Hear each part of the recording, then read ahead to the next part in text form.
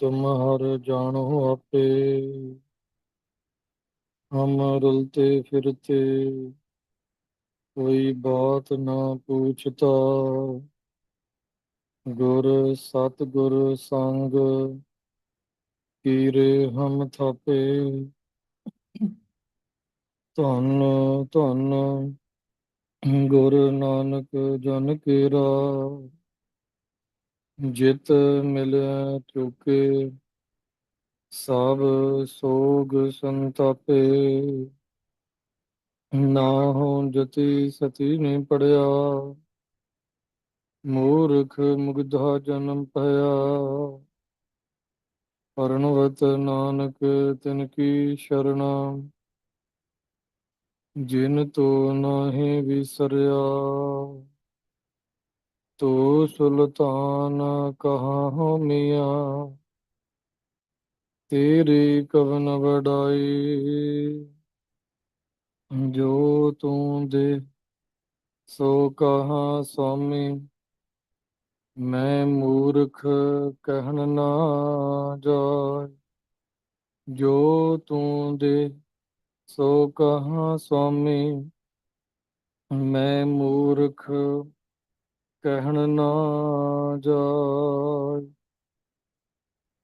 ਧੰਨ ਵਾਹਿਗੁਰੂ ਸਾਹਿਬ ਜੀ। ਇੱਕ ਓੰਕਾਰ ਸਤ ਗੁਰ ਪ੍ਰਸਾਦ। ਤਨਾਸਰੀ ਬਾਣੀ ਭਗਤਾਂ ਕੀ ਤਿਰਲੋਚਨ। ਨਾਰਾਇਣ ਨਿੰਦਸ ਕਾਇ ਭੂਲੀ ਗਵਾਰੀ। ਦੋ ਕਿਰਤ ਸੋ ਕਿਰਤ ਥਾਰੋ ਕਰਮਰੀ। ਨਾਰਾਇਣ ਨਿੰਦਸ ਕਾਇ ਭੂਲੀ ਗਵਾਰੀ। ਦੋ ਕਿਰਤ ਸੋ ਕਿਰਤ ਥਾਰੋ ਕਰਮਰੀ ਰਹਾਉ। ਸ਼ੰਕਰਾ ਮਸਤਕ ਬਸਤਾ ਸੁਰ ਸਰੀ ਇਸ਼ਨਾਨ ਰੇ। ਕੁਲ ਜਨ ਮਧਿ ਲਿਓ ਸਾਰਗ ਪਾਨ ਰੇ। ਕਰਮ ਕਰ ਕਲੰਕ ਮਫੀਟ ਸਰੀ। ਵਿਸ਼ਵ ਕਾ ਦੀਪਕ ਸੁਆਮੀ ਤਾ ਚਿਰੇ ਸਵਾਰਥੀ। ਪੰਖੀ ਰਾਏ ਗਰੁੜ ਤਾਚੇ ਬਾਂਧਵਾ। ਕਰਮ ਕਰ ਅਰੁਣ ਪਿੰਗਲਾਰੀ। ਅਨਿਕ ਪਾਤਕ ਹਰਤਾ ਤ੍ਰੇ ਭਵਨ ਨਾਥ ਰੇ।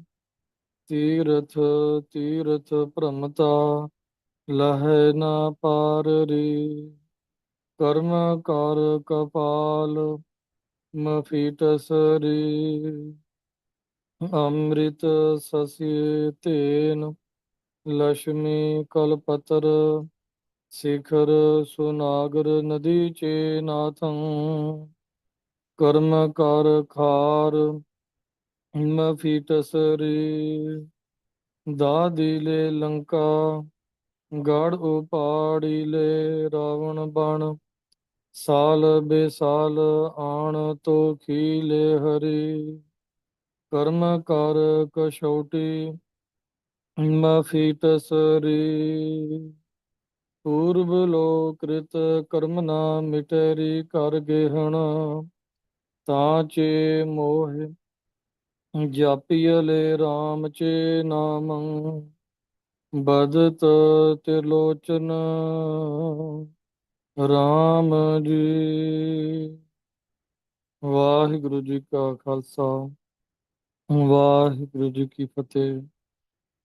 ਸਤਿਗੁਰਾਂ ਦੀ ਅਪਾਰ ਕਿਰਪਾ ਮਿਹਰ ਦਇਆ ਸਦਕਾ ਸਤਿਗੁਰੂ ਜੀ ਨੇ ਇਸ ਭਵ ਸਾਗਰ ਵਿੱਚੋਂ ਜਿਨ੍ਹਾਂ ਨੂੰ ਵਿਸ਼ੇਸ਼ ਤੌਰ ਤੇ ਆਪ ਚੁਣਿਆ ਹੈ, ਆਪ ਤਰਸ ਦਇਆ ਦੀ ਮਿਹਰ ਕਰਕੇ ਉਹਨਾਂ ਨੂੰ ਇਸ ਯੁੱਗ ਦੇ ਵਿੱਚ, ਜਿਸ ਯੁੱਗ ਦੇ ਵਿੱਚ ਦੁਨੀਆ ਦੇ ਅੰਦਰ ਵਿਸ਼ੇ ਵਿਕਾਰਾਂ ਦੀ ਭਰਮਾਰ ਦਿਨੋਂ ਦਿਨ ਵੱਧਦੀ ਜਾ ਰਹੀ ਹੈ। ਮੈਲਾ ਮਲਤਾ ਇਹ ਸੰਸਾਰ, ਇਸ ਸੰਸਾਰ ਦੇ ਅੰਦਰ ਵਿਕਾਰ ਨਸ਼ੇ ਵਿਸ਼ੇ ਹਰ ਮਨੁੱਖ ਤੇ ਬਹੁਤ ਜ਼ਿਆਦਾ ਆਪਣਾ ਪ੍ਰਭਾਵ ਪਾ ਰਹੇ ਨੇ।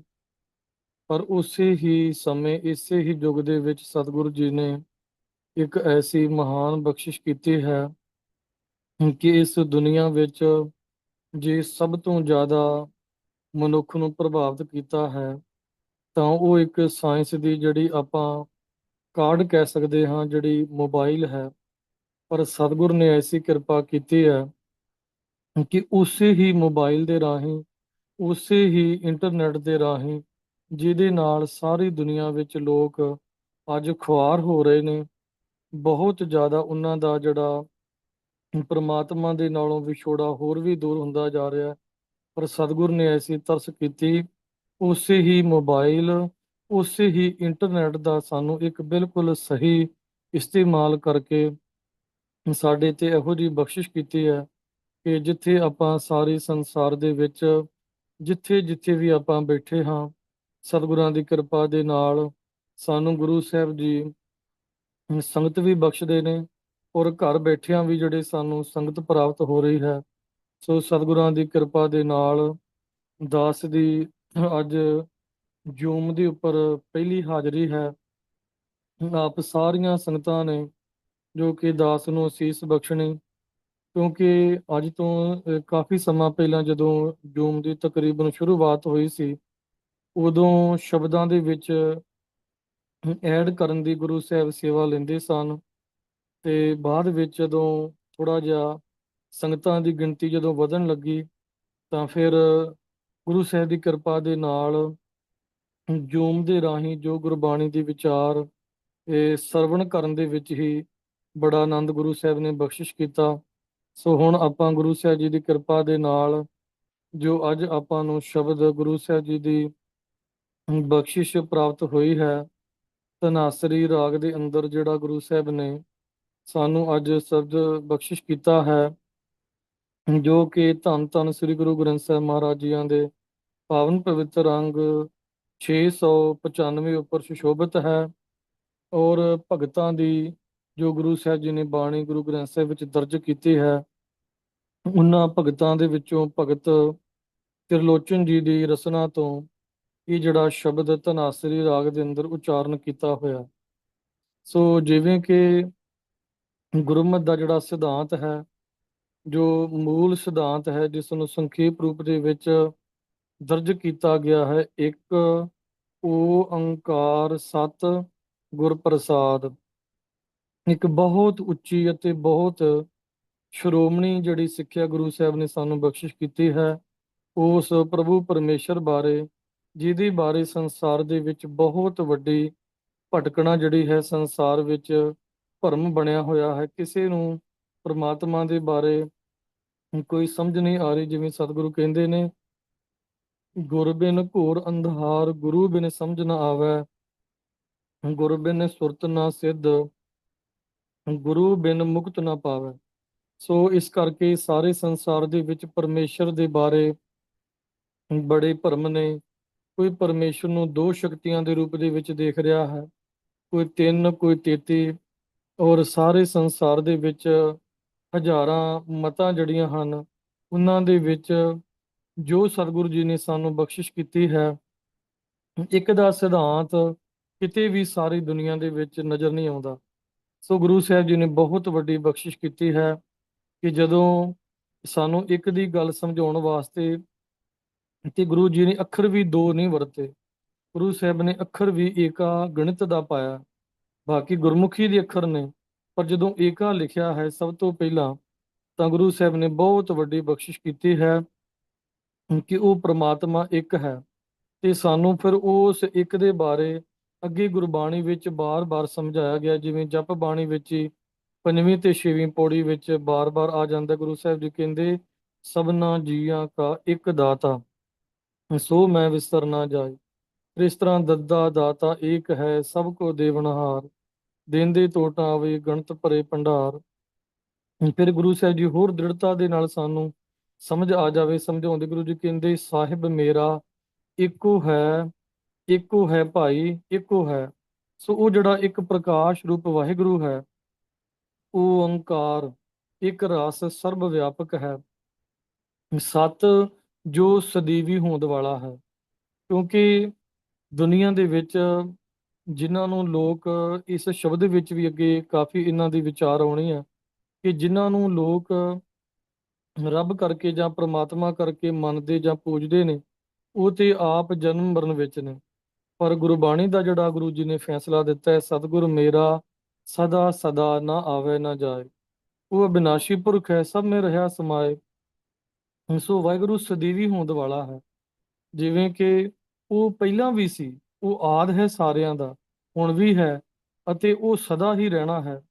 ਪਰ ਉਸ ਪਰਮੇਸ਼ਰ ਦੀ ਜਿਹੜੀ ਸਦੀਵੀ ਹੋਂਦ ਵਾਲਾ ਪ੍ਰਕਾਸ਼ ਰੂਪ ਵਾਹਿਗੁਰੂ ਹੈ, ਉਹਦੀ ਜਿਹੜੀ ਪ੍ਰਾਪਤੀ ਹੈ ਉਹ ਹੈ ਗੁਰ ਪ੍ਰਸਾਦ।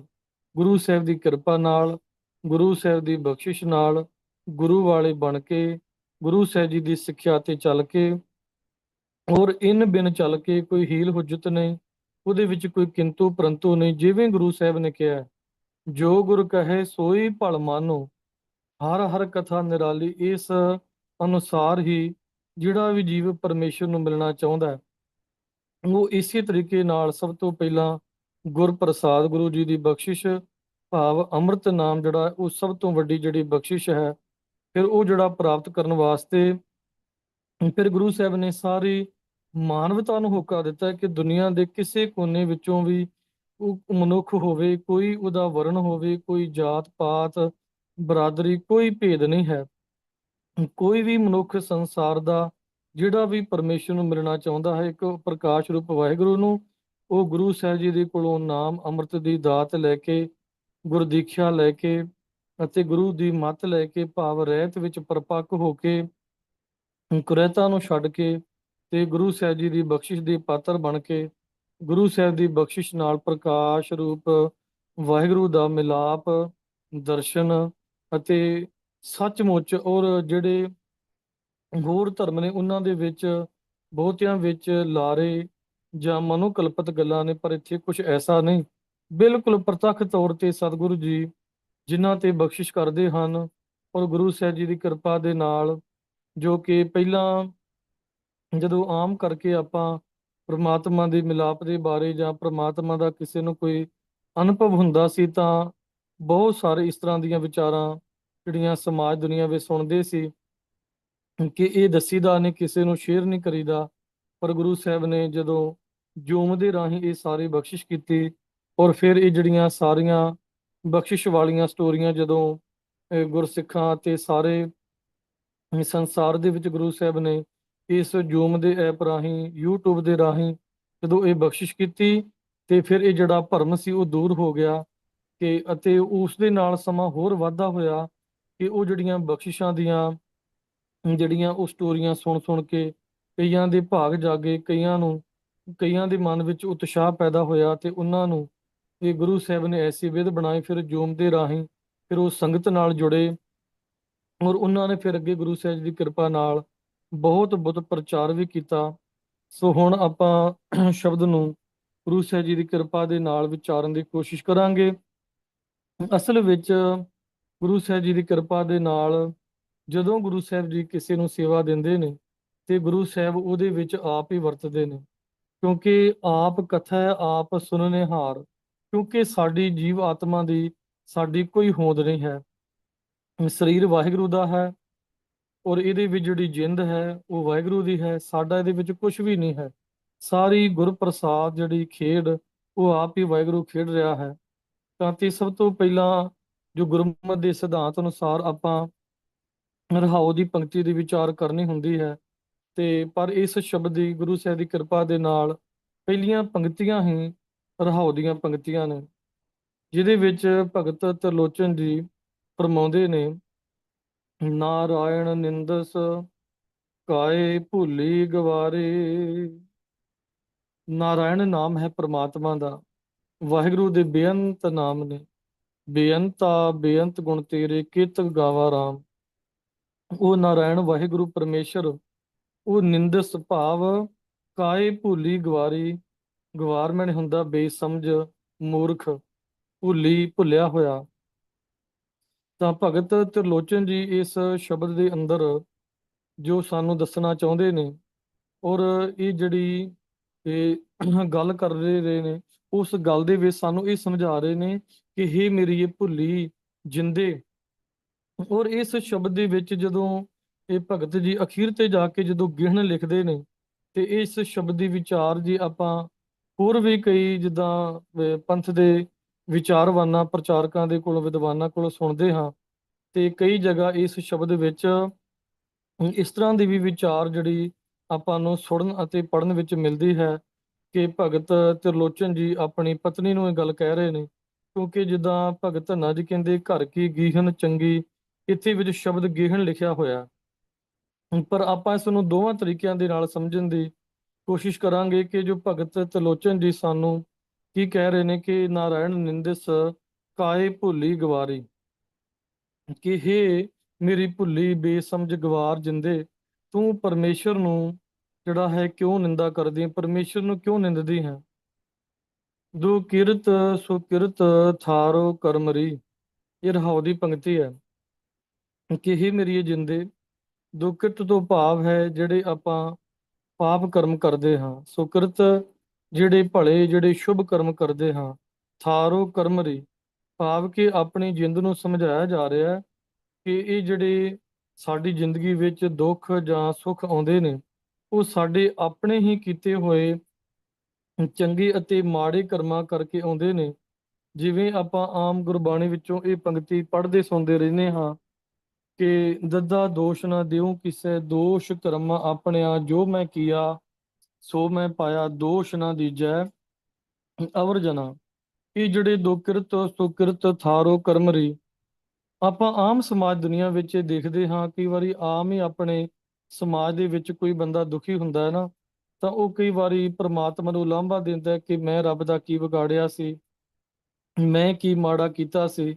ਪਰ ਅਸਲ ਵਿੱਚ ਮਨੁੱਖ ਆਪਣੇ ਆਪ ਨੂੰ ਮੰਨਣ ਨੂੰ ਤਿਆਰ ਨਹੀਂ ਹੁੰਦਾ ਕਿ ਅਸਲ ਵਿੱਚ ਇਹ ਮੇਰੇ ਹੀ ਆਪਣੇ ਹੀ ਕੀਤੇ ਜਿਹੜੇ ਦੁਕਿਰਤ ਕਰਮ ਨੇ, ਉਹਨਾਂ ਦਾ ਜਿਹੜਾ ਫਲ ਹੈ ਉਹ ਮੈਨੂੰ ਭੋਗਣਾ ਪੈ ਰਿਹਾ।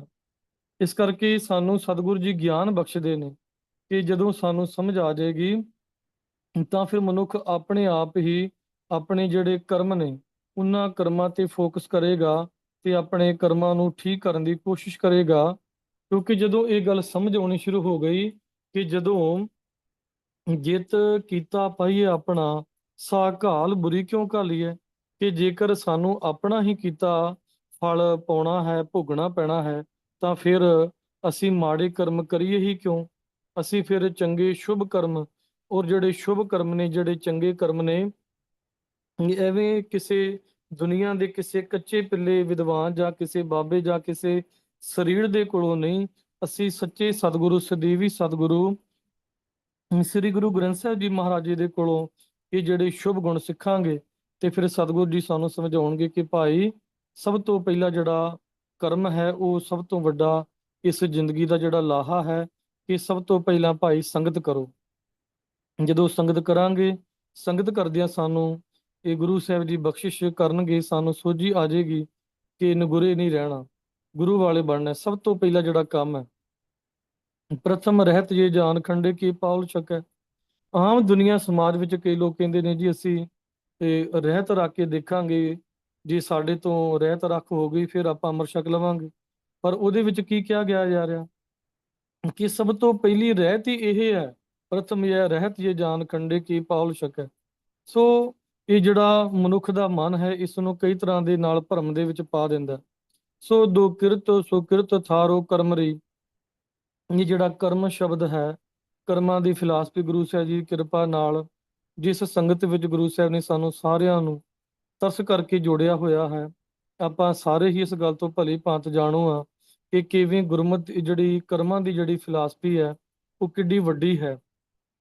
ਕਿ ਇੱਕ ਜਿਹੜਾ ਕੀਤਾ ਹੋਇਆ ਜਿਹੜਾ ਕਰਮ ਹੈ, ਜਿਵੇਂ ਬਾਬਾ ਫਰੀਦ ਸਾਹਿਬ ਜੀ ਵੀ ਸਾਨੂੰ ਇਹ ਜਿਹੜੀ ਇੱਕ ਆਪਣੇ ਸ਼ਲੋਕ ਦੇ ਵਿੱਚ ਬੜੇ ਸੌਖੇ ਤਰੀਕੇ ਦੇ ਨਾਲ ਇਹ ਗੱਲ ਸਮਝਾਉਂਦੇ ਨੇ ਕਿ ਜਿਵੇਂ ਇੱਕ ਜਿਹੜਾ ਕਿਸਾਨ ਹੈ, ਇੱਕ ਜੱਟ ਹੈ, ਉਹ ਜਦੋਂ ਆਪਣੇ ਖੇਤ ਦੇ ਵਿੱਚ ਜਿਹੜਾ ਬੀਜ ਹੈ ਉਹ ਬੀਜ ਬੀਜਦਾ ਹੈ ਕਿੱਕਰਾਂ ਦਾ, ਪਰ ਭਾਲਦਾ ਕੀ ਹੈ ਕਿ ਉਸ ਬੀਜ ਨੂੰ ਜਿਹੜਾ ਫਲ ਲੱਗੇ ਉਹ ਅੰਗੂਰਾਂ ਜਾਂ ਦਾਖਾਂ ਹੋਣ। ਲੋੜ ਹੈ ਦਾਖ ਬਿਜੋਰੀਆਂ ਕਿੱਕਰ ਬੀਜੈ ਜੱਟ, ਹੰਡੇ ਉੱਨ ਕਤਾਏ ਦਾ ਪਹਿੰਦਾ ਲੋੜੇ ਪੱਟ। ਕਿ ਅਸਲ ਵਿੱਚ ਤੇ ਉਹ ਜਿਹੜੀ ਤੇ ਆਪਣੇ ਭੇਡਾਂ ਦੀ ਜਿਹੜੀ ਉੱਨ ਹੈ ਉਹ ਕੱਤਦਾ ਪਿਆ ਹੋਵੇ ਤੇ ਮਨ ਵਿੱਚ ਇਹ ਆਸ ਕਰੇ ਕਿ ਮੈਨੂੰ ਰੇਸ਼ਮੀ ਕੱਪੜਾ ਪ੍ਰਾਪਤ ਹੋਵੇ, ਤੇ ਇਹ ਨਹੀਂ ਹੋ ਸਕਦਾ। ਸੋ ਇਹ ਪ੍ਰਮਾਤਮਾ ਦਾ ਇੱਕ ਨਿਯਮ ਹੈ, ਅਟਲ ਨਿਯਮ ਹੈ, ਕਿ ਜੋ ਮਨੁੱਖ ਕਰਮ ਕਰੇਗਾ ਉਸ ਕਰਮ ਦਾ ਹੀ ਫਲ ਮਨੁੱਖ ਨੂੰ ਭੋਗਣਾ ਪੈਂਦਾ ਹੈ। ਸੋ ਇਹ ਕਰਮਾਂ ਦੀ ਫਿਲਾਸਫੀ ਬਹੁਤ ਵੱਡੀ ਹੈ। ਭਾਈ ਸਾਹਿਬ ਜੀ ਨੇ ਇਹਦੇ ਤੇ ਪੁਸਤਕ ਵੀ ਲਿਖੀ ਹੈ, ਔਰ ਕਰਮਾਂ ਦੀ ਫਿਲਾਸਫੀ ਉਹਨਾਂ ਦੀ ਇੱਕ ਬਹੁਤ ਸਿੱਖਿਆਦਾਇਕ ਕਥਾ ਵੀ ਜਿਹੜੀ ਆਪਾਂ ਗੁਰੂ ਸਾਹਿਬ ਦੀ ਕਿਰਪਾ ਦੇ ਨਾਲ ਸੁਣ ਸਕਦੇ ਹਾਂ। ਹੁਣ ਇਹਦੇ ਵਿੱਚ ਜਿਹੜੇ ਆਮ ਦੇਖੋ ਗੁਰੂ ਸਾਹਿਬ ਜੀ ਦੀ ਜਿਹੜੀ ਬਾਣੀ ਪੜ੍ਹ ਕੇ ਜਦੋਂ ਅਰਥਾਂ ਸਮੇਤ ਆਪਾਂ ਬਾਣੀ ਪੜ੍ਹਦੇ ਹਾਂ, ਤੇ ਫਿਰ ਆਪਣੇ ਆਪ ਨੂੰ ਪਤਾ ਲੱਗਦਾ ਹੈ ਕਿ ਸਾਡੇ ਗੁਰੂ ਸਾਹਿਬ ਕਿੰਨੇ ਸਮਰੱਥ ਨੇ, ਕਿੰਨੇ ਗੁਣਾਂ ਦੇ ਮਾਲਕ ਨੇ, ਕਿੰਨੇ ਪਰਉਪਕਾਰੀ ਨੇ।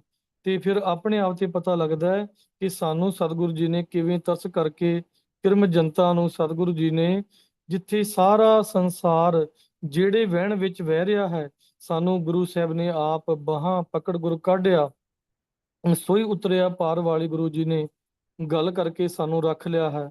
ਤਾਂ ਹੁਣ ਖਾਸ ਕਰਕੇ ਜਿਹੜੇ ਆਪਾਂ ਦੇਸ਼ ਵਿੱਚ ਰਹਿ ਰਹੇ ਹਾਂ ਜਾਂ ਬਾਹਰ ਵਿਦੇਸ਼ਾਂ ਦੇ ਵਿੱਚ ਵੀ ਆਪਾਂ ਬੈਠ ਕੇ ਜ਼ੂਮ ਦੇ ਰਾਹੀਂ ਇਹ ਗੁਰੂ ਸਾਹਿਬ ਦੀ ਵਿਚਾਰ ਸਰਵਣ ਕਰ ਰਹੇ ਹਾਂ, ਤਾਂ ਆਪਾਂ ਇੰਡੀਆ ਦੇ ਵਿੱਚ ਇਹ ਸਮਝ ਸਕਦੇ ਹਾਂ ਕਿ ਕਿਵੇਂ ਇਹ ਬਹੁਤਾਤ ਦੇ ਵਿੱਚ ਜਿਹੜੀ ਹੈ ਉਹ ਕਿਹਦੀ ਪੂਜਾ ਕੀਤੀ ਜਾਂਦੀ ਹੈ।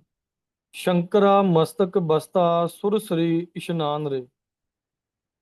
ਹੁਣ ਕਰਮਾਂ ਦੀ ਫਿਲਾਸਫੀ ਸਮਝਾਉਂਦੇ ਹੋਏ ਭਗਤ ਤਰਲੋਚਨ ਜੀ ਕਹਿੰਦੇ ਕਿ ਦੇਖੋ ਕਿੱਡੀ ਵੱਡੀ ਗੱਲ ਹੈ ਕਿ ਜਿਸ ਸ਼ੰਕਰ ਨੂੰ, ਜਿਹਨੂੰ ਸ਼ਿਵ ਜੀ ਜਾਂ ਮਹਾਦੇਵ ਕਿਹਾ ਜਾਂਦਾ ਹੈ, ਉਹਦੇ ਮੱਥੇ ਤੇ ਜਿਹੜਾ ਹੈ ਉਹ ਚੰਦਰਮਾ ਹੈ, ਤੇ ਉਹਦੀ ਜਿਹੜੀਆਂ ਜਟਾਵਾਂ ਨੇ ਉਹਨਾਂ ਦੇ ਅਨੁਸਾਰ ਜਿਹੜੇ ਉਹਨੂੰ ਮੰਨਦੇ ਨੇ, ਤੇ ਉਹ ਕਹਿੰਦੇ ਵੀ ਉਹਦੀ ਜਟਾਵਾਂ ਦੇ ਵਿੱਚ ਗੰਗਾ ਵਹਿੰਦੀ ਹੈ।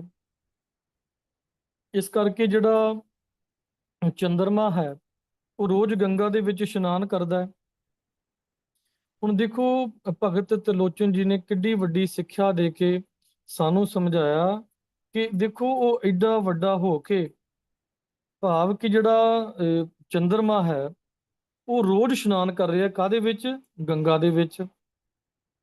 ਪਰ ਜਦੋਂ ਆਪਾਂ ਆਪਣੇ ਸਮਾਜ ਦੁਨੀਆ ਵਿੱਚ ਉਹ ਜਿਸ ਜਿਹੜੇ ਸ਼ੰਕਰ ਨੂੰ, ਮਹਾਦੇਵ ਨੂੰ ਜਾਂ ਰੱਬ ਕਰਕੇ ਜਾਂ ਜਿਸ ਤਰੀਕੇ ਨਾਲ ਉਹ ਪੂਜਦੇ ਨੇ ਕਿ ਉਹ ਐਡਾ ਵੱਡਾ ਦੇਵਤਾ ਹੈ, ਤੇ ਹੁਣ ਤੁਸੀਂ ਦੇਖੋ ਕਿ ਜਾਂ ਗੰਗਾ ਦੇ ਵਿੱਚ ਇਸ਼ਨਾਨ ਕੀਤੇ ਜਾਂਦੇ ਨੇ, ਤੇ ਇਹ ਗੰਗਾ ਦੇ ਇਸ਼ਨਾਨ ਵਿੱਚ ਜਿਹੜੇ ਲੋਕ ਕਿਤੇ ਸਾਲ ਬਾਅਦ 6 ਮਹੀਨੇ ਜਾਂ ਕਿਤੇ ਖਾਸ ਕੋਈ ਪੁਰਬ ਵਾਲੇ ਦਿਨ ਜਾਂਦੇ ਹੋਣਗੇ, ਪਰ ਜਿਹੜਾ ਚੰਦਰਮਾ ਉਹ ਰੋਜ਼ ਆਪਣੇ ਗੰਗਾ ਦੇ ਵਿੱਚ ਇਸ਼ਨਾਨ ਕਰ ਰਿਹਾ ਹੈ।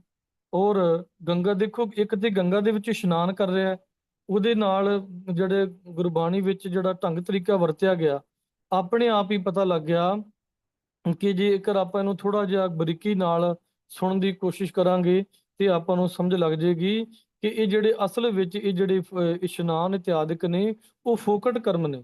ਜੇਕਰ ਰੋਜ਼ ਗੰਗਾ ਦਾ ਇਸ਼ਨਾਨ ਕਰਨ ਵਾਲੇ ਚੰਦਰਮਾ ਨੂੰ, ਜਿਹੜੇ ਅੱਗੇ ਗੱਲ ਆਪਾਂ ਗੁਰਬਾਣੀ ਵਿੱਚ ਵਿਚਾਰ ਕਰਨੀ ਹੈ, ਤਾਂ ਜੇ ਉਹਨੂੰ ਕੋਈ ਫਰਕ ਨਹੀਂ ਪੈ ਰਿਹਾ, ਉਹਦਾ ਦਾਗ ਨਹੀਂ ਮਿਟ ਰਿਹਾ, ਤੇ ਜਿਹੜੇ ਲੋਕ ਜਿਹੜੇ ਬੜੀ ਬੜੀ ਦੂਰ ਤੋਂ ਜਾ ਕੇ ਇਸ਼ਨਾਨ ਕਰਨ ਵਾਸਤੇ ਸਪੈਸ਼ਲ ਜਿਹੜੇ ਬੜੇ ਵੱਡੇ ਖਰਚ ਕਰਕੇ ਆਉਂਦੇ ਜਾਂਦੇ ਨੇ, ਤੇ ਫਿਰ ਉਹਨਾਂ ਨੂੰ ਕੀ ਲਾਭ ਹੋ ਸਕਦਾ ਹੈ? ਤੇ ਦੂਸਰਾ, ਉਹ ਜਿਸ ਸ਼ੰਕਰ ਨੂੰ ਉਹ ਬਹੁਤ ਕੁਝ ਮੰਨਦੇ ਨੇ, ਉਹਦੇ ਉਹ ਮੱਥੇ ਤੇ ਹੈ ਸੁਰਸਰੀ ਇਸ਼ਨਾਨ, ਰੋਜ਼ ਉਹਦਾ ਇਸ਼ਨਾਨ ਜਿਹੜਾ ਗੰਗਾ ਦੇ ਵਿੱਚ ਹੁੰਦਾ ਹੈ। ਕੁਲ ਜਨ ਮਦੇ ਮਿਲਿਓ ਸਾਰਗ ਪਾਨ ਰੇ। ਫਿਰ ਇੱਥੇ ਹੀ ਬਸ ਨਹੀਂ, ਤੇ ਉਸੇ ਦੀ ਕੁਲ ਦੇ ਵਿੱਚੋਂ ਸਾਰਗ ਪਾਨ, ਜੋ ਕਿ ਜਿਸ ਨੂੰ ਵਿਸ਼ਨੂੰ ਕਿਹਾ ਜਾਂਦਾ ਹੈ, ਤੇ ਵਿਸ਼ਨੂੰ ਦੀ ਕੁਲ ਦੇ ਵਿੱਚ ਫਿਰ ਅੱਗੇ ਦੁਆਪਰ ਯੁੱਗ ਦੇ ਵਿੱਚ ਕ੍ਰਿਸ਼ਨ ਜਿਹੜੇ ਨੇ ਅਵਤਾਰ ਧਾਰਦੇ ਨੇ। ਤੇ ਦੇਖੋ ਇਹ ਜਿਹੜਾ ਸਾਰਾ ਸੰਬੰਧ ਹੈ, ਇਹ ਸਾਰੇ ਨੂੰ ਜੋੜ ਕੇ ਦੇਖੋ, ਕਰਮ ਕਰ ਕਲੰਕ ਮਫੀਟ ਸਰੀ। ਪਰ ਜਿਹੜਾ ਕਰਮ, ਕਿਉਂਕਿ ਉਹ ਜਿਹੜਾ ਕਰਮ ਜਿਹਦੇ ਕਰਕੇ ਚੰਦਰਮਾ ਨੂੰ ਦਾਗ ਲੱਗਾ ਸੀ, ਹੁਣ ਉਹ ਵੀ ਬੜੇ ਵਿਸਤਾਰ ਦੇ ਵਿੱਚ ਉਹ ਆਪਾਂ ਜੇ ਜਾਣਾ ਹੋਵੇ ਤਾਂ ਬਹੁਤ ਸਮਾਂ ਚਾਹੀਦਾ ਹੈ। ਪਰ ਆਪਾਂ ਦੇਖਦੇ ਹਾਂ ਕਿ ਉਹ ਕਿਹੋ ਜਿਹੀਆਂ ਘਟੀਆ ਕਿਸਮ ਦੀਆਂ ਜਿਹੜੀਆਂ ਕਹਾਣੀਆਂ ਜੋੜੀਆਂ ਨੇ, ਮਿਥਿਹਾਸ ਜਿਹੜਾ ਹੈ ਕਿ ਕਿਵੇਂ ਉਹਨੂੰ ਜਿਹੜਾ ਹੈ ਉਹਦੇ ਵਿੱਚੋਂ ਥੋੜਾ ਜਿਹਾ ਹਵਾਲਾ ਆਪਾਂ ਗੁਰਬਾਣੀ ਦੇ ਵਿੱਚੋਂ ਪੜ੍ਹਦੇ ਵੀ ਹਾਂ। ਗੌਤਮ ਤਪਾ ਅਹਿਲਿਆ ਰਿਸ਼ਤੀ ਤਿਸ ਇੰਦਰ ਦੇਖ ਲੁਭਾਇਆ ਸਹਿਸ ਸਰੀਰ ਚੇਨ ਭਗਵਾ ਤਾਂ ਮਨ ਪਛੋਤਾਇਆ। ਤੇ ਉਹਦਾ ਹੀ ਸਾਥੀ ਬਣ ਕੇ ਇਹਨੇ ਜਿਹੜਾ ਸੀ ਚੰਦਰਮਾ ਨੇ ਕੁੱਕੜ ਬਣ ਕੇ ਤੇ ਬਾਂਗ ਦਿੱਤੀ ਸੀ ਗਲਤ ਸਮੇਂ, ਤੇ ਜਿਹਦੇ ਕਰਕੇ ਫਿਰ ਉਹਨੂੰ ਜਿਹੜਾ ਲੱਗਾ ਹੋਇਆ ਕਲੰਕ ਸੀ, ਜਿਹੜਾ ਦਾਗ ਸੀ, ਮਿਟ ਨਹੀਂ ਸਕਿਆ। ਹੁਣ ਜਦੋਂ ਆਪਾਂ ਇਹਨਾਂ ਪੰਕਤੀਆਂ ਦੀ ਵਿਚਾਰ ਕਰਕੇ ਦੇਖਦੇ ਹਾਂ, ਇੱਕ ਉਹ ਕਿੱਥੇ ਹੈ ਜਿਹਨੂੰ ਲੋਕ ਰੱਬ ਕਰਕੇ ਪੂਜਦੇ ਨੇ। ਆਪਣੇ ਇੰਡੀਆ ਦੇ ਵਿੱਚ 125 ਕਰੋੜ ਜਿਹੜੀ ਆਬਾਦੀ, ਉਹਦੇ ਵਿੱਚੋਂ ਘੱਟੋ ਘੱਟ 100 ਕਰੋੜ ਬੰਦਾ ਜਿਹੜਾ ਹੈ ਉਹ ਇਸ ਸ਼ੰਕਰ ਨੂੰ ਜਿਹੜਾ ਹੈ ਪੂਜ ਰਿਹਾ ਹੈ। ਵੱਡੀਆਂ ਵੱਡੀਆਂ ਮੂਰਤੀਆਂ ਤੇ ਕਿੰਨੇ ਵੱਡੇ ਇਹਦੇ ਨਾਂ ਤੇ ਸਾਰੇ ਕਰਮ ਕਾਂਡ ਹੋ ਰਹੇ ਨੇ। ਉਹਦੇ ਮੱਥੇ ਤੇ ਹੈ, ਔਰ ਰੋਜ਼ ਇਸ਼ਨਾਨ ਕਰ ਰਿਹਾ ਹੈ, ਅਤੇ ਵਿਸ਼ਨੂੰ ਕ੍ਰਿਸ਼ਨ ਜੀ ਦੀ ਕੁਲ ਦੇ ਵਿੱਚੋਂ ਉਹਦਾ ਜਿਹੜਾ ਸਾਰਾ ਉਹਨਾਂ ਦੇ ਹੀ ਜਿਹੜੇ ਵੇਦਾਂ ਸ਼ਾਸਤਰਾਂ ਪੁਰਾਣਾਂ ਦੇ ਅਨੁਸਾਰ ਹੈ। ਪਰ ਉਸ ਕਰਮ ਦੇ ਕਰਕੇ ਉਹਦੇ ਕੋਲ ਕੁਝ ਵੀ ਹੋ ਨਹੀਂ ਸਕਿਆ, ਭਾਵ ਉਹਨੇ ਸਾਰਾ ਕੁਝ ਕਰਕੇ ਦੇਖਿਆ, ਪਰ ਉਹਦੇ ਜਿਹੜਾ ਲੱਗਾ ਹੋਇਆ ਕਰਮਾਂ ਦਾ ਜਿਹੜਾ ਫਲ ਸੀ, ਭਾਵ ਜਿਹੜਾ ਉਹਨੂੰ ਦਾਗ ਲੱਗਾ ਸੀ, ਉਹ ਦਾਗ ਮਿਟਾ ਨਹੀਂ ਸਕਿਆ। ਸੋ ਜਦੋਂ ਆਪਾਂ ਇਹ ਸਾਰੀਆਂ ਚੀਜ਼ਾਂ ਨੂੰ ਬਹੁਤ ਵਿਚਾਰ ਕੇ ਦੇਖਾਂਗੇ, ਤਾਂ ਸਾਨੂੰ ਬਹੁਤ ਵੱਡਾ ਇੱਕ ਗਿਆਨ ਸਾਹਮਣੇ ਆਏਗਾ ਕਿ ਬਿਨਾਂ ਸਮਰੱਥ ਗੁਰੂ ਤੋਂ ਕੋਈ ਵੀ ਜਿਹੜਾ ਕਰਮ ਕੀਤਾ ਹੋਇਆ ਕੱਟ ਨਹੀਂ ਸਕਦਾ। ਗੁਰਬਾਣੀ ਵਿੱਚ ਗੁਰੂ ਜੀ ਦਾ ਫਰਮਾਨ ਹੈ, ਗੁਰ ਕਾ ਬਚਨ ਕਾਟੇ ਕੋਟ ਕਰਮ। ਇੱਥੇ ਤਾਂ ਇੱਕ ਕਰਮ ਵੀ ਉਹਦੇ ਤੋਂ ਧੁਪਿਆ ਨਹੀਂ ਜਾ ਰਿਹਾ, ਇੱਕ ਕਰਮ ਵੀ ਉਹਦਾ ਕੱਟਿਆ ਨਹੀਂ ਜਾ ਰਿਹਾ। ਪਰ ਜਿਸ ਸਮਰੱਥ ਗੁਰੂ ਜੀ ਦੀ ਸ਼ਰਨ ਵਿੱਚ ਆਪਾਂ ਬੈਠੇ ਆ, ਜਿਸ ਸਮਰੱਥ ਗੁਰੂ ਨੇ ਸਾਨੂੰ ਆਪਣੀ ਸੰਗਤ ਬਖਸ਼ੀ ਹੈ, ਆਪਣੇ ਵਿਚਾਰ ਦਿੰਦੇ ਨੇ, ਆਪਣੀ ਚਰਨ ਧੂੜ ਬਖਸ਼ਦੇ ਨੇ ਸੰਗਤਾਂ ਦੇ ਰਾਹੀਂ, ਤੇ ਸਾਨੂੰ ਗੁਰੂ ਸਾਹਿਬ ਜੀ ਨੇ ਏਡਾ ਵੱਡਾ ਗਿਆਨ ਦਿੱਤਾ ਹੈ ਕਿ ਜਿਹੜੇ ਇਹ ਬਾਕੀ ਜਿਹੜੇ ਸਾਰੇ ਫੋਕਟ ਕਰਮ ਕਾਂਡ ਕਰਕੇ ਤੇ ਮਨੁੱਖ ਦਾ ਜਿਹੜਾ ਜੀਵਨ ਹੈ ਉਹ ਬਿਲਕੁਲ ਅਜਾਈਂ ਜਿਹੜਾ ਹੈ ਉਹ ਗਵਾ ਰਿਹਾ ਹੈ ਮਨੁੱਖ ਨੂੰ। ਤੇ ਇਹ ਸਮਝ ਵੀ ਨਹੀਂ ਹੈ ਕਿ ਮੇਰਾ ਜੀਵਨ ਕਿਵੇਂ ਦਿਨ ਤੇ ਪਹਿਰ, ਪਹਿਰ ਤੇ ਘੜੀਆਂ ਆਵ ਘਟੇ ਤਨ ਸੀਜੈ। ਇਦਾਂ ਕਿੰਨੀ ਛੇਤੀ ਛੇਤੀ ਸਾਡੀ ਜ਼ਿੰਦਗੀ ਜਿਹੜੀ ਹੈ ਉਹ ਬੀਤਦੀ ਜਾ ਰਹੀ ਹੈ। ਅੱਗੇ ਹੋਰ ਜ਼ਿਕਰ ਕਰਦੇ ਨੇ ਤਾਂ ਕਿ ਇਹ ਜਿਹੜੇ ਕਰਮਾਂ ਦੇ ਪ੍ਰਤੀ ਕਿਸੇ ਨੂੰ ਕੋਈ ਸ਼ੱਕ ਨਾ ਰਹਿ ਜੇ। ਔਰ ਗੁਰੂ ਸਾਹਿਬ ਦੀ ਜਿਹੜੀਆਂ ਉਦਾਹਰਨਾਂ ਵੀ ਜਿਹੜੀਆਂ ਭਗਤ ਸਾਹਿਬ ਜੀ ਦੀ ਰਚਨਾ ਤੋਂ ਦੇ ਰਹੇ ਨੇ, ਉਹ ਵੀ ਦੁਨੀਆ ਦੇ ਵਿੱਚ ਸਿਰੇ ਦੀਆਂ, ਜਿਨ੍ਹਾਂ ਤੋਂ ਉੱਪਰ ਕੋਈ ਹੋਰ ਉਦਾਹਰਨ, ਕੋਈ ਐਗਜ਼ਾਮਪਲ ਹੋ ਹੀ ਨਹੀਂ ਸਕਦੀ। ਅੱਗੇ ਭਗਤ ਜੀ ਫਰਮਾਉਂਦੇ, ਕਹਿੰਦੇ ਵਿਸ਼ਵ ਕਾ ਦੀਪਕ ਸੁਆਮੀ ਤਾਂਚੇ ਸਵਾਰਥੀ ਪੰਖੀ ਰਾਏ ਗਰੁੜ ਤਾਂਚੇ ਬਾਂਧਵਾ। ਹੁਣ ਅੱਗੇ ਗੱਲ ਕਰਦੇ, ਕਹਿੰਦੇ ਵਿਸ਼ਵ ਕਾ ਸੁਆਮੀ ਵਿਸ਼ਵ ਕਾ ਦੀਪਕ ਸੁਆਮੀ, ਭਾਵ ਕਿ ਜਿਵੇਂ ਸਾਰੇ ਸੰਸਾਰ ਦੇ ਵਿੱਚ ਜਿਹੜਾ ਰੋਸ਼ਨੀ ਦੇਣ ਵਾਲਾ ਦੀਪਕ ਦੀਵਾ ਕੌਣ ਹੈ? ਸੂਰਜ। ਤਾਂਚੇ ਸਵਾਰਥੀ ਪੰਖੀ ਰਾਏ ਗਰੁੜ ਤਾਂਚੇ ਬਾਂਧਵਾ। ਤੇ ਕਹਿੰਦੇ ਦੇਖੋ ਉਹ ਜਿਹੜਾ ਸੂਰਜ ਹੈ, ਸੂਰਜ ਜਿਹੜਾ ਸਾਰੀ ਦੁਨੀਆ ਨੂੰ ਰੋਸ਼ਨੀ ਦੇ ਰਿਹਾ। ਔਰ ਆਪਣੇ ਦੇਸ਼ ਦੇ ਵਿੱਚ ਜਿਵੇਂ ਲੋਕ ਸਵੇਰੇ ਉੱਠ ਕੇ ਜਿਹੜੇ ਕਰਮਕਾਂਡੀ ਲੋਕ ਨੇ ਉਹ ਸੂਰਜ ਨੂੰ ਨਮਸਕਾਰ ਕਰਦੇ, ਯੋਗਾ ਦੇ ਵਿੱਚ ਪੂਰਾ ਇੱਕ ਸੂਰਜ ਨਮਸਕਾਰ ਉਹਨਾਂ ਦੀ ਇੱਕ, ਇਹ ਪੂਰਾ ਇੱਕ ਯੋਗਾ ਦਾ ਇੱਕ ਅੰਗ ਹੈ ਜਿਹਦੇ ਵਿੱਚ ਉਹ ਸੂਰਜ ਨੂੰ ਪਾਣੀ ਦਿੰਦੇ ਨੇ। ਸੂਰਜ ਵੱਲ ਕਰਕੇ ਫਿਰ ਉਹ ਕਈ ਤਰ੍ਹਾਂ ਦੇ ਹੋਰ ਵੀ ਕਰਮ ਕਾਂਡ ਕਰਦੇ ਨੇ। ਵਿਸ਼ਵ ਕਾ ਦੀਪਕ ਸੁਆਮੀ ਤਾਚੇ ਸਵਾਰਥੀ ਪੰਖੀ ਰਾਏ। ਤਾਂ ਤੇ ਜਿਹੜਾ ਗਰੁੜ ਪੰਛੀ ਹੈ ਉਹ ਜਿਹੜਾ ਹੈ ਉਹ ਇਸ ਸੂਰਜ ਦਾ ਰਥਵਾਹੀ ਮੰਨਿਆ ਜਾਂਦਾ ਹੈ। ਗਰੁੜ ਤਾਚੇ ਬਾਂਧਵਾ, ਅਤੇ ਜਿਹੜਾ ਗਰੁੜ ਹੈ ਉਹ ਪੰਛੀਆਂ ਦੇ ਜਿਹੜਾ ਰਾਜਾ ਹੈ, ਉਹ ਉਹਦਾ ਰਿਸ਼ਤੇਦਾਰ ਹੈ। ਕਰਮ ਕਰ ਅਰੁਣਾ ਪਿੰਗਲਾਰੀ। ਇੰਨੇ ਵੱਡੇ ਸਬੰਧ ਹੋਣ ਦੇ ਬਾਵਜੂਦ ਵੀ ਜਿਹੜਾ ਅਰੁਣ ਹੈ ਉਹ ਪਿੰਗਲਾ ਹੈ, ਕਿਉਂਕਿ ਜਿਹੜੀਆਂ ਪੁਰਾਣਿਕ ਕਥਾਵਾਂ ਨੇ ਉਹਦੇ ਅਨੁਸਾਰ ਜਿਹੜਾ ਅਰੁਣ ਹੈ ਉਹ ਜਨਮ ਤੋਂ ਹੀ ਜਿਹੜਾ ਸੀ ਪਿੰਗਲਾ ਸੀ। ਤੇ ਇੰਨੇ ਵੱਡੇ ਸਬੰਧ ਹੋਣ ਦੇ ਬਾਵਜੂਦ ਵੀ ਕਿ ਉਹ ਕਿਸੇ ਤਰ੍ਹਾਂ ਦੇ ਨਾਲ ਵੀ ਉਹ ਕੋਈ ਆਪਣੇ ਪੂਰਬਲੇ ਕੋਈ ਕਰਮ ਕਰਕੇ ਜਿਹੜਾ ਉਹਨੇ ਕੋਈ ਕਰਮ ਕੀਤਾ ਹੋਏਗਾ, ਤੇ ਉਹਦੇ ਅਨੁਸਾਰ ਉਹ ਜਿਹੜਾ ਸੀ ਇਸੇ ਤਰ੍ਹਾਂ ਪਿੰਗਲਾ ਹੀ ਰਿਹਾ। ਭਾਵ ਨਾ ਤੇ ਉਹਦਾ ਕੋਈ ਸੂਰਜ ਕੋਈ ਭਲਾ ਕਰ ਸਕਿਆ, ਨਾ ਉਹਦਾ ਕੋਈ ਜਿਹੜਾ ਸੀ ਗਰੁੜ ਤੇ ਜਿਹੜਾ ਸੀ ਉਹਦਾ ਕੋਈ ਭਲਾ ਕਰ ਸਕਿਆ। ਅਨਕ ਪਾਤਕ ਹਰਤਾ ਤ੍ਰਿਭਵਨ ਨਾਥ ਰੀ ਤੀਰਥ ਤੀਰਥ ਭ੍ਰਮਤਾ ਲਹੇ ਨਾ ਪਾਰ ਰੀ। ਇਸੇ ਤਰ੍ਹਾਂ ਦੇ ਨਾਲ ਜਿਵੇਂ ਚੰਦਰਮਾ ਦੀ ਸ਼ਿਵਜੀ ਦੀ ਗੱਲ ਕੀਤੀ ਹੈ, ਹੁਣ ਪਹਿਲਾਂ ਚੰਦਰਮਾ ਦੀ ਗੱਲ ਕੀਤੀ ਸੀ, ਹੁਣ ਇਹਨਾਂ ਪੰਕਤੀਆਂ ਵਿੱਚ ਕਿਉਂਕਿ ਸਨਾਤਨ ਹਿੰਦੂ ਮਤ ਦੇ ਵਿੱਚ ਖਾਸ ਕਰਕੇ ਇੰਡੀਆ ਦੇ ਵਿੱਚ ਸ਼ਿਵਜੀ ਨੂੰ ਜਿਹੜਾ ਹੈ ਉਹ ਪਾਪਾਂ ਦਾ ਨਾਸ਼ ਕਰਨ ਵਾਲਾ ਮੰਨਿਆ ਜਾਂਦਾ ਹੈ। ਅਨੇਕ ਪਾਤਕ ਹਰਤਾ, ਕਿ ਜਿਹਨੂੰ ਲੋਕ ਕਹਿੰਦੇ ਨੇ ਕਿ ਇਹ ਪਾਪਾਂ ਦਾ ਨਾਸ਼ ਕਰਨ ਵਾਲਾ ਹੈ। ਤ੍ਰਿਭਵਨ ਨਾਥਰੀ, ਤੇ ਜਿਹਨੂੰ ਤਿੰਨਾਂ ਲੋਕਾਂ ਦਾ ਨਾਥ ਮੈਨੇ ਸੁਆਮੀ, ਮਾਲਕ ਮੰਨਦੇ ਨੇ। ਤੀਰਥ ਤੀਰਥ ਭ੍ਰਮਤਾ ਲਹੇ ਨਾ ਪਾਰ ਰੀ।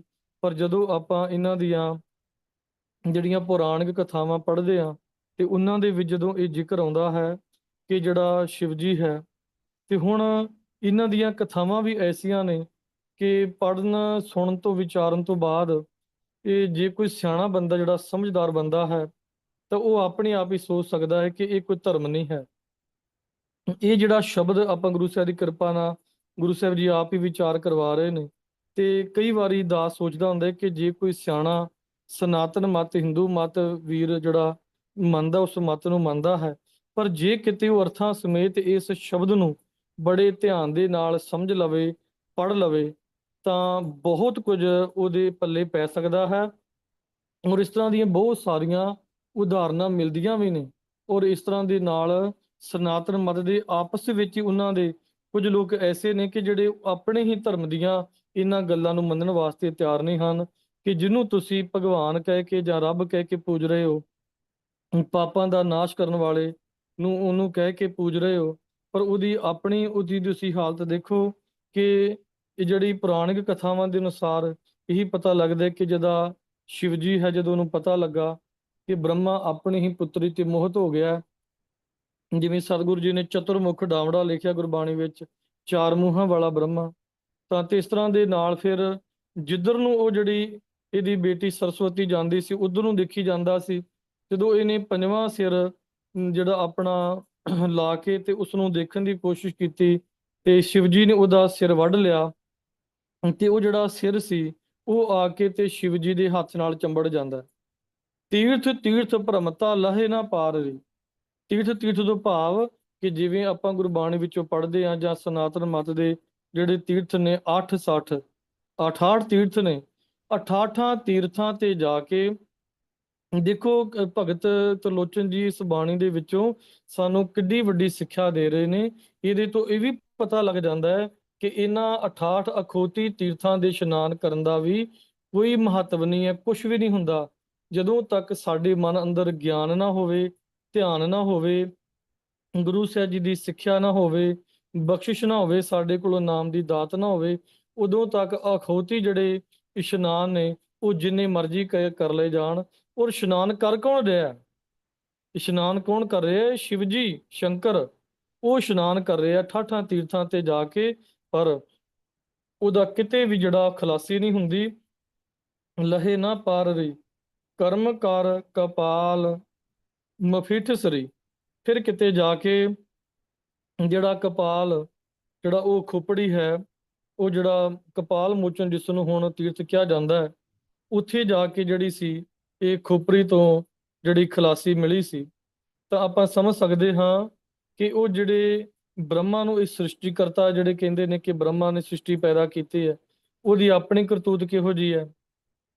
ਤੇ ਜੇ ਉਹਦਾ ਸਿਰ ਵੱਢਣ ਵਾਲਾ ਜਿਹੜਾ ਸ਼ੰਕਰ ਹੈ, ਜੇ ਉਹਦੇ ਸਿਰ ਨੂੰ ਹੱਥ ਨੂੰ ਉਹਦੇ ਚੰਬੜ ਜਾਂਦਾ ਹੈ, ਤੇ ਬਾਅਦ ਵਿੱਚ ਉਹ ਸਾਰੇ ਤੀਰਥਾਂ ਤੇ ਜਾ ਕੇ, ਤਾਂ ਭਾਵ ਕਿ ਸਾਰੇ ਹੀ ਤੀਰਥਾਂ ਦਾ ਇੱਥੇ ਖੰਡਨ ਆਪਣੇ ਆਪ ਹੀ ਹੋ ਗਿਆ, ਆਪਣੇ ਆਪ ਹੀ ਰੱਦ ਹੋ ਗਏ ਕਿ ਇਹ ਜਿਹੜੇ ਅਖੌਤੀ ਜਿਹੜੇ ਤੀਰਥਾਂ ਦਾ, ਔਰ ਖਾਸ ਕਰਕੇ ਜਿਹੜੇ ਜੇ ਆਪਾਂ ਗੱਲ ਵੱਡੀ ਮੂੰਹ ਛੋਟਾ ਹੈ ਕਿ ਜਿਵੇਂ ਆਪਣੇ ਗੁਰੂ ਘਰਾਂ ਦੇ ਵਿੱਚ ਵੀ ਜਿਹੜੇ ਸਰੋਵਰ ਬਣੇ ਨੇ, ਉਹਨਾਂ ਸਰੋਵਰਾਂ ਦਾ ਜਿਹੜਾ ਅਸਲ ਜਿਹੜਾ ਉਸ ਵਕਤ ਜਿਹੜੀ ਲੋੜ ਸੀ ਇਹ ਸੁਰਤੀ ਲਾਉਣ ਵਾਸਤੇ, ਗੁਰੂ ਸਾਹਿਬ ਜੀ ਜਦੋਂ ਵੱਡੀ ਗਿਣਤੀ ਵਿੱਚ ਸੰਗਤਾਂ ਆਉਂਦੀਆਂ ਸਨ, ਪਰ ਅੱਜ ਕਿਤੇ ਨਾ ਕਿਤੇ ਇਹ ਸਾਡੇ ਆਮ ਜਿਹੜੇ ਸਿੱਖ ਸਮਾਜ ਦੇ ਵਿੱਚ ਇਹ ਸਨਾਤਨ ਮਤ ਦੀਆਂ ਇਹੋ ਜਿਹੀਆਂ ਮਾਨਤਾਵਾਂ ਕਿ ਬਸ ਸਰੋਵਰ ਦੇ ਵਿੱਚ ਇਸ਼ਨਾਨ ਕਰ ਲਿਆ ਤੇ ਪਤਾ ਨਹੀਂ ਕਿੰਨੇ ਕੁ ਪਾਪ ਲੈ ਜਾਣੇ ਨੇ ਜਾਂ ਜੂਨਾਂ ਕੱਟੀਆਂ ਜਾਣੀਆਂ ਨੇ। ਤੇ ਜਿਨ੍ਹਾਂ ਅਸਥਾਨਾਂ ਤੇ ਇਸ਼ਨਾਨ ਕਰਨ ਆਪਾਂ ਜਾਂਦੇ, ਉਹਨਾਂ ਸਤਿਗੁਰਾਂ ਦੀ ਬਾਣੀ ਕੁਝ ਹੋਰ ਕਹਿ ਰਹੀ ਹੈ, ਤੇ ਉੱਥੋਂ ਦੀਆਂ ਜਿਹੜੀਆਂ ਮਾਨਤਾਵਾਂ ਜਾਂ ਲੱਗੇ ਹੋਏ ਜਿਹੜੇ ਬੋਰਡ ਨੇ ਉਹ ਕੁਝ ਹੋਰ ਕਹਿ ਰਹੇ ਨੇ।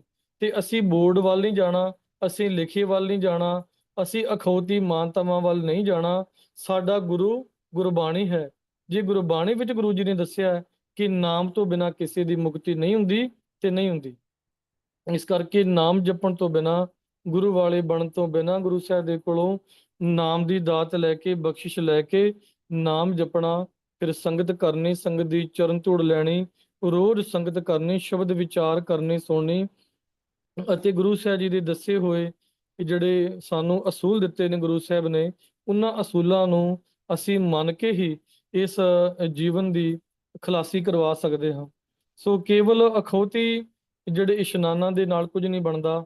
ਖਾਸ ਕਰਕੇ ਜਿਵੇਂ ਜਿਹੜੀਆਂ ਆਪਣੇ ਜਿਹੜੀਆਂ ਤੀਰਥਾਂ ਤੇ ਸਰੋਵਰਾਂ ਤੇ ਪੁੰਨਿਆ ਮੱਸਿਆ ਸੰਗਰਾਂਦਾਂ ਪੈਂਚਵੀਆਂ ਲੱਗਣੀਆਂ ਸ਼ੁਰੂ ਹੋ ਗਈਆਂ ਨੇ, ਇੱਕ ਬਹੁਤ ਵੱਡੀ ਚਿੰਤਾ ਦਾ ਵਿਸ਼ਾ ਹੈ। ਬਹੁਤ ਸਾਰੇ ਲੋਕ, ਤੁਸੀਂ ਆਮ ਜਿਸ ਸਮਾਜ ਵਿੱਚ ਵਿਚਰਦੇ ਹੋ, ਤੁਸੀਂ ਕਿਤੇ ਅਚਾਨਕ ਹੀ, ਕਿਉਂਕਿ ਜਿਹੜੇ ਗੁਰਸਿੱਖ ਜਿਨ੍ਹਾਂ ਨੂੰ ਸਮਝ ਆ ਗਈ ਹੈ, ਉਹ ਇਹਨਾਂ ਸੰਗਰਾਂਦਾਂ ਪੁੰਨਿਆ ਮੱਸਿਆ ਪੁਰਬੀਆਂ ਦਾ ਕੋਈ ਵੀ ਇਸ ਤਰ੍ਹਾਂ ਦਾ ਨਾਲ ਵਿਸ਼ੇਸ਼ ਮਹੱਤਵ ਨਹੀਂ ਦਿੰਦੇ। ਕਿਉਂਕਿ ਜਦੋਂ ਗੁਰੂ ਸਾਹਿਬ ਨੇ ਸਾਨੂੰ ਇਹ ਗੱਲ ਗੁਰਬਾਣੀ ਵਿੱਚ ਸਮਝਾ ਹੀ ਦਿੱਤੀ ਹੈ ਕਿ ਥਿੱਤੀ ਵਾਰ ਸੇਵੈ ਮੁਗਧ ਗਵਾਰ। ਇਸ ਕਰਕੇ ਉਹ ਜਿਹੜੇ ਸਿਆਣੇ ਗੁਰਸਿੱਖ ਨੇ, ਜਿਨ੍ਹਾਂ ਨੂੰ ਸਤਿਗੁਰ ਨੇ ਬਖਸ਼ਿਸ਼ ਕਰਕੇ ਗੱਲ ਸਮਝਾ ਦਿੱਤੀ ਹੈ। ਪਰ ਜੇ ਕਿਤੇ ਤੁਸੀਂ ਅਚਾਨਕ ਵੀ ਇਹਨਾਂ ਦਿਨਾਂ ਦੇ ਵਿੱਚ ਕਿਤੇ ਵੱਡੇ ਗੁਰੂ ਸਥਾਨਾਂ ਤੇ ਜਿੱਥੇ ਇਹ ਪੁਰਬ ਮਨਾਏ ਜਾਂਦੇ ਨੇ ਤੁਸੀਂ ਚਲੇ ਜਾਓ, ਤੇ ਤੁਸੀਂ ਕੀ ਦੇਖੋਗੇ ਕਿ ਬਹੁਤਾਤ ਲੋਕ ਸਿਰਫ ਇਹ ਸਰੋਵਰਾਂ ਦੇ ਇਸ਼ਨਾਨ ਤੱਕ ਹੀ ਸੀਮਤ ਹੁੰਦੇ ਨੇ, ਤੇ ਉਹਨਾਂ ਨੂੰ ਕੋਈ ਮਤਲਬ ਨਹੀਂ ਕਿ ਅੱਗੇ ਜਾ ਕੇ ਵੀ ਆਪਾਂ ਅੰਦਰ ਜਾ ਕੇ ਜਿੱਥੇ ਗੁਰਬਾਣੀ ਦੀ ਕੋਈ ਵਿਚਾਰ ਹੋ ਰਹੀ ਹੈ ਜਾਂ ਗੁਰਬਾਣੀ ਦਾ ਕੀਰਤਨ ਹੋ ਰਿਹਾ ਹੈ ਉਹ ਸੁਣ ਲਈਏ, ਤੇ ਉਹਦੇ ਨਾਲ ਨਾ ਉਹਨਾਂ ਨੂੰ ਕੋਈ ਮਤਲਬ ਨਹੀਂ। ਕਿਤੇ ਨਾ ਕਿਤੇ ਇਹ ਜਿਹੜੀਆਂ ਮਾਨਤਾਵਾਂ ਨੇ ਉਹ ਸਾਡੇ ਵਿੱਚ ਵੀ ਕਿਤੇ ਨਾ ਕਿਤੇ ਇਹ ਜਿਹੜੀਆਂ ਘਰ ਕਰਕੇ ਬੈਠੀਆਂ ਨੇ। ਕਰਮ ਕਾਰ ਖਾਰ ਵਾਹਿਗੁਰੂ। ਤਾਂ ਇਸ ਤਰ੍ਹਾਂ ਦੇ ਨਾਲ ਇਹ ਜਿਹੜੀ ਬਹੁਤ ਵੱਡੀ ਜਿਹੜੀ ਸਿੱਖਿਆ ਗੁਰੂ ਸਾਹਿਬ ਨੇ ਸਾਨੂੰ ਸਮਝਾਈ ਹੈ ਭਗਤ ਲੋਚਨ ਜੀ ਦੀ ਰਸਨਾ ਤੋਂ, ਕਿ ਕਿਵੇਂ ਕਰਮ ਕਰਕੇ ਉਹ ਜਿਹੜਾ ਕਪਾਲ ਉਹ ਕਿਵੇਂ ਚਿੰਬੜਿਆ ਰਿਹਾ ਤੇ ਕਿੱਥੇ ਜਾ ਕੇ ਉਹਦੀ ਖਲਾਸੀ ਹੋਈ। ਅੱਗੇ ਭਗਤ ਜੀ ਕਹਿੰਦੇ, ਅੰਮ੍ਰਿਤ ਸਸੀਏ ਧੇਨ ਲక్ష్ਮੀ ਕਲਪਤਰ ਸ਼ੇਖਰ ਸੁਨਾਗਰ ਨਦੀ ਚੇ ਨਾਥੰ।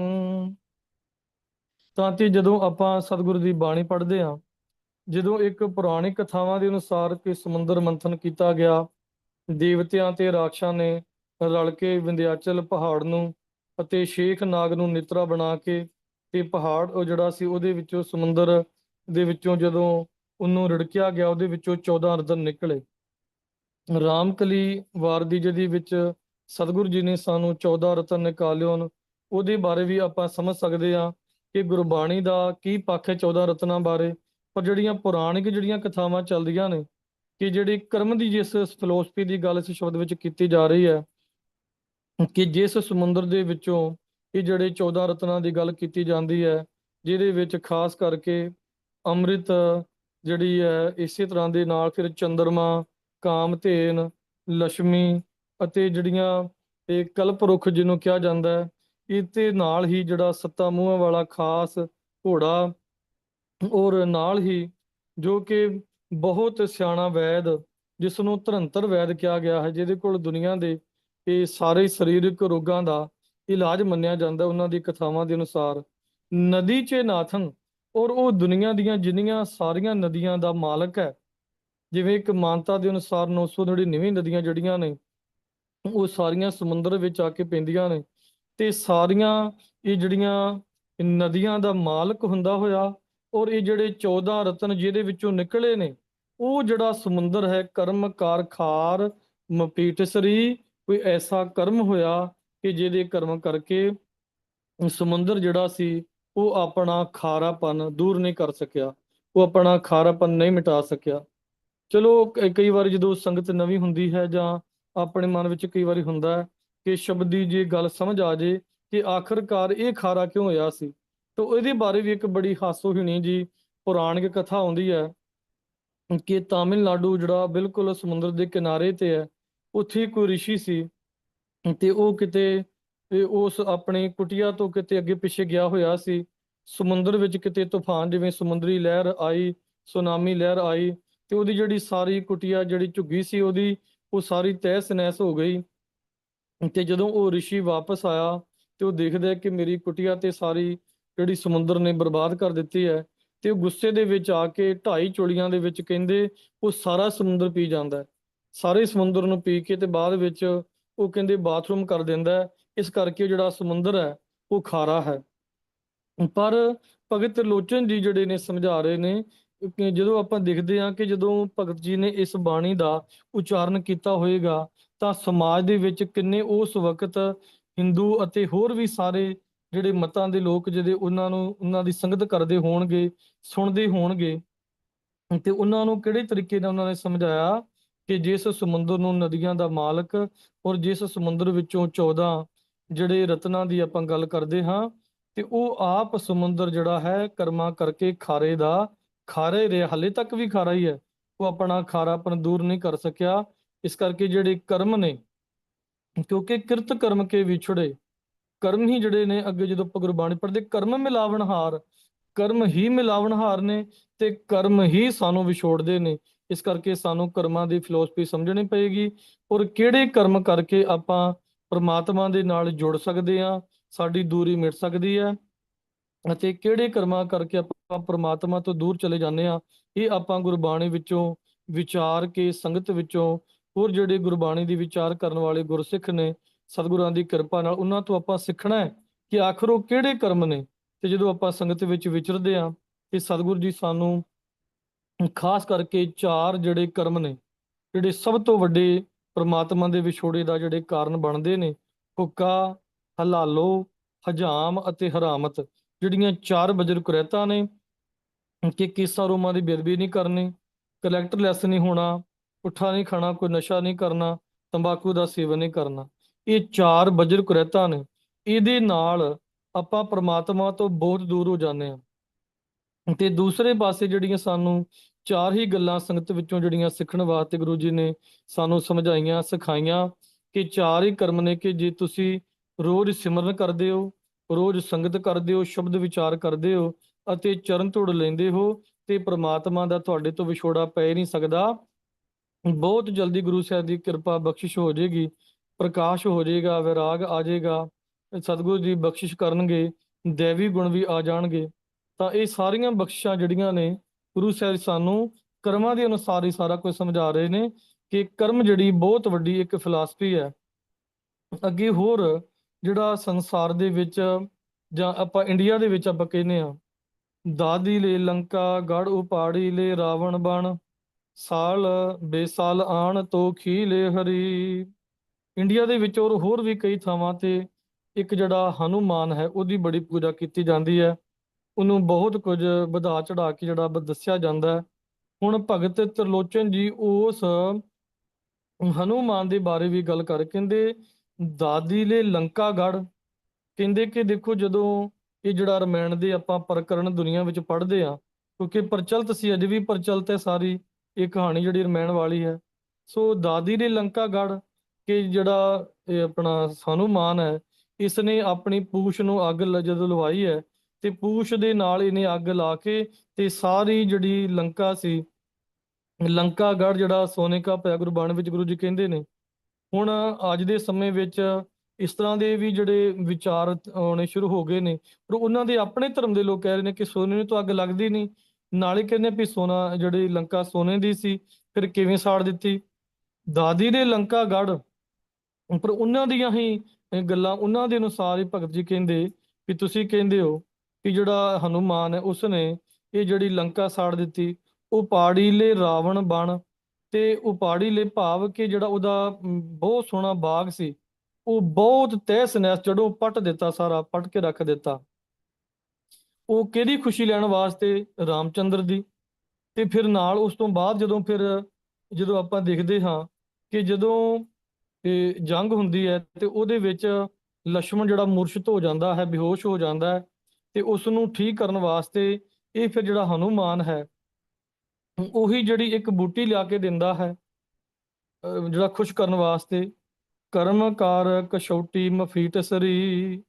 ਪਰ ਇਹਦੇ ਆਪਣੇ ਕਰਮਾਂ ਕਰਕੇ ਜਿਹੜਾ ਹਨੂਮਾਨ ਸੀ, ਇਹਦੇ ਤੇੜ ਇੱਕ ਕੁਦਰਤੀ ਤੌਰ ਤੇ, ਜਿਵੇਂ ਆਪਾਂ ਅੰਡਰਵੀਅਰ ਪਾਉਨੇ ਆ, ਤਾਂ ਕੁਦਰਤੀ ਤੌਰ ਤੇ ਇਹਦੇ ਇੱਕ ਮਾਸ ਦਾ ਬਣਿਆ ਹੋਇਆ, ਜਿਹੜੀ ਇੱਕ ਕਹਿ ਸਕਦੇ ਆ ਛੋਟੀ ਜਿਹੀ ਕੱਛ ਸੀ, ਉਹ ਜਿਹੜੇ ਸੀ, ਸਿੱਧੇ ਤੌਰ ਤੇ ਆਪਾਂ ਇਹਨੂੰ ਸਮਝ ਲਈਏ ਕਿ ਰਾਮਚੰਦਰ ਜੀ ਦੀ ਇਹ ਪੂਜਾ ਕਰਦਾ, ਜਿਹਨੂੰ ਖੁਸ਼ ਕਰਨ ਵਾਸਤੇ ਸਾਰਾ ਕੁਝ ਕੀਤਾ, ਸੀਤਾ ਨੂੰ ਛਡਾਉਣ ਵਾਸਤੇ ਸਾਰਾ ਕੁਝ ਕੀਤਾ ਗਿਆ। ਪਰ ਉਹ ਰਾਮਚੰਦਰ ਆਪਣੇ ਭਗਤ ਹਨੂਮਾਨ ਦੀ ਇੱਕ ਜਿਹੜੀ ਇੱਕ ਛੋਟੀ ਜੀ ਜਿਹੜੀ ਇਹਦੀ ਇੱਕ ਕਹਿ ਲਓ ਅੰਡਰਵੀਅਰ ਕਹਿ ਲਓ, ਜਾਂ ਇਹਦੀ ਕੁਦਰਤੀ ਤੌਰ ਤੇ ਬਣੀ ਹੋਈ ਜਿਹੜੀ ਕੱਛ ਨਹੀਂ ਹਟਾ ਸਕਿਆ, ਤਾਂ ਉਹ ਹੋਰ ਕਿਸੇ ਨੂੰ ਕੀ ਕਰ ਸਕਦਾ।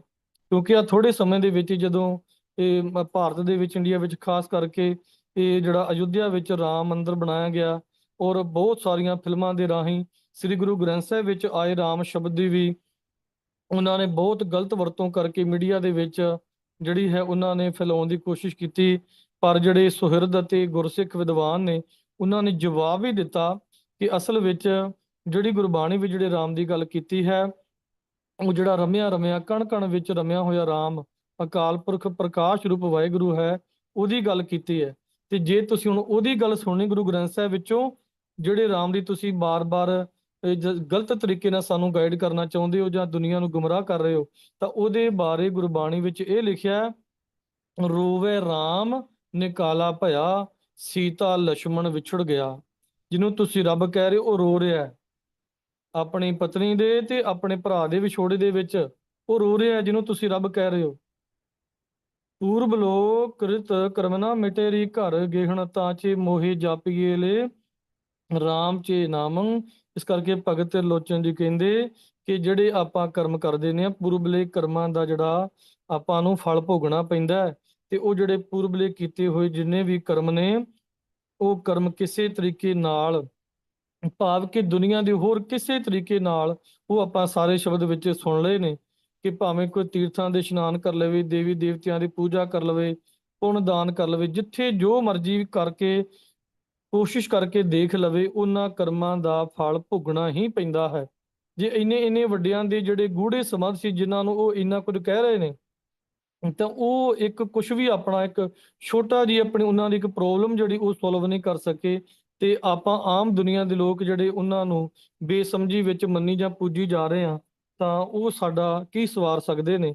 ਇਸ ਕਰਕੇ ਇਸ ਸ਼ਬਦ ਵਿੱਚ ਤਾਂ ਚੇ ਮੋਹੇ ਜਾਪੀਏ ਲੈ ਰਾਮ ਚੇ ਨਾਮੰ, ਇਸ ਕਰਕੇ ਮੈਂ ਤੇ ਭਾਈ ਆਪਣੀ ਜਿੰਦ ਨੂੰ ਸਮਝਾਇਆ ਜਾ ਰਿਹਾ ਹੈ ਕਿ ਮੈਂ ਤੇ ਭਾਈ ਵਾਹਿਗੁਰੂ ਵਾਹਿਗੁਰੂ ਸਾਰੀ ਸ੍ਰਿਸ਼ਟੀ ਵਿੱਚ ਰਮਿਆ ਹੋਇਆ, ਮੈਂ ਤੇ ਬਸ ਉਹਦਾ ਹੀ ਨਾਮ ਜਪਦਾ।